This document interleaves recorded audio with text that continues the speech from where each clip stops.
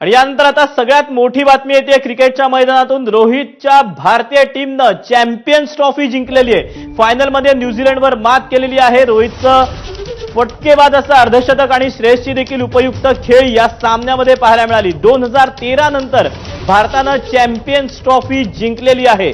भारतानं तिसऱ्यांदा आता चॅम्पियन्स ट्रॉफी जिंकलेली आहे।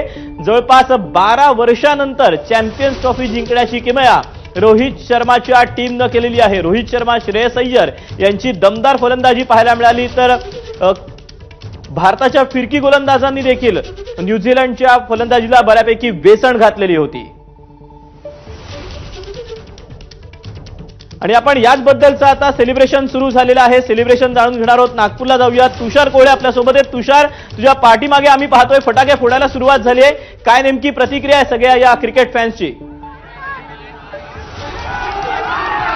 निश्चितच जर का दृश्यांमध्ये बघितलं तर लक्षात येते की एक सेलिब्रेशन नागपूरमध्ये सुरू झालेलं आहे। एक आनंदाचं वातावरण आहे आणि निश्चितच यांना या विजयाची अपेक्षा होती। आजच्या विजयाचं श्रेय कोणाला द्याल तुम्ही?